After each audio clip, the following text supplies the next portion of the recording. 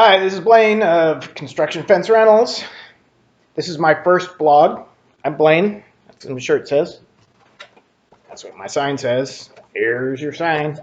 This first vlog is how to assess multiple quotes. It seemed like all the cool kids have their own vlog. I thought, hey, maybe this old dude had some wisdom that could be passed on. So today, I'm going to discuss the various pricing structures used by temporary fence providers. And no, I'm not going to start with how great we are and nobody can beat us. In fact, we may not be the right provider for your needs. If that's the case, I hope that what I have to share with you can be applied to whomever you end up with. That's okay because we prefer to work with customers who are the right fit for us and us the right fit for them. My comments will be in regards to our local market area. If you are outside the West Coast, there are different practices that I can't comment on. However, I encourage anyone watching to take notes. It all comes down to the same factors, no matter how the pricing is arrived at. If you're new to your company procurement position, you're an estimator, or just a private user, it may seem confusing to look at multiple quotes. Our experience has shown that it isn't always about price. Maybe you need something set up today, not tomorrow, not next week, but right now. Stuff happens, plans change, or a colleague dropped the ball and you want to pull off a miracle for the boss. This might be more important than a few cents per foot. Our loyal users told us years ago that it isn't only important to get the fence set up when they want, but to be taken down and removed when they need it. The job is ending, some agency needs to see the fence gone before they will sign off. These reasons go on and on. Those are factors that should be covered up front with the providers you're soliciting. What about the condition of the panels being installed?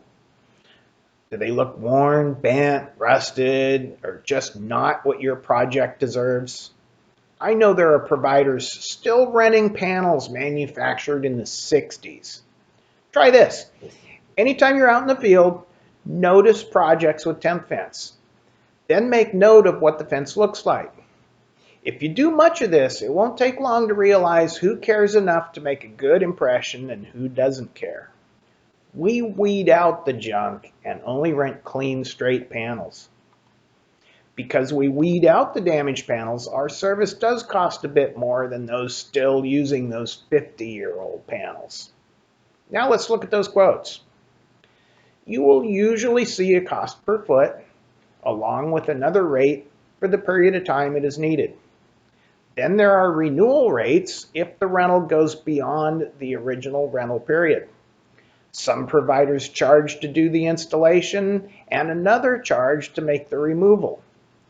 Some are required to add sales tax while others have environmental fees. Is your project subject to prevailing wage? Is the job under a PLA or a project labor agreement? Make sure this is spelled out in the quote. You don't need to be in violation of labor laws or be answering to the Department of Industrial Relations. If you are subject to prevailing wage and not familiar with the requirements, I suggest doing your research. These laws are confusing. Many providers won't even participate in prevailing wage jobs. CYA, cover your behind.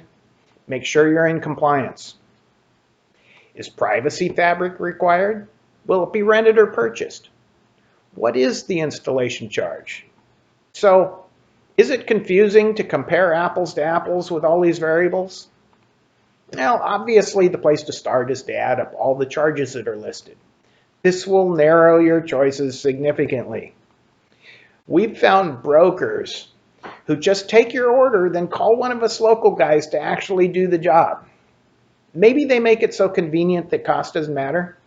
And by the very nature of their business model, they are double the real cost or more, pocketing the difference just for taking your order. Our experience is that we want to have a direct relationship with our customer and not be insulated by a broker on the other side of the country. How about service calls? What if the fence blows over? Who's responsible? What about on-site relocations? Each of these could hide exorbitant fees. Next would be to consider what if. What if the job goes longer than anticipated or the project has some type of delay? What are those additional charges? Some companies charge by the day, others by the week, month, or block of time. As in our case, we offer 6-month renewals. Why would you commit to 6 months if you may only need it for 2 months? Well, in our case, that 6 months is less money than a couple of months of most other providers. So I can hear you asking, but Blaine, why would 6 months of your fence cost less than 2 months of brand X? Easy. I'm not here to get rich quick like some of the others. No, I want to drag it out over decades. Just kidding. Look, if we bill you once in 6 months, that controls my administrative overhead. Others are billing monthly. And I guess if their objective is to feed the office staff, then that makes sense. My office staff has enough to do. What about lost or damaged panels? You should get those costs in writing up front. What constitutes damage? If they are stolen, who pays? What are the replacement costs? By now you're probably thinking, we could just buy a roll of chicken wire at Home Depot and do it ourselves. If that really would work for your project, I suggest seriously considering the option. But for all the others out there who do require a panelized temporary fence on a rental basis, I hope that you have learned something that will help you with your temporary fence rental needs. Blaine out.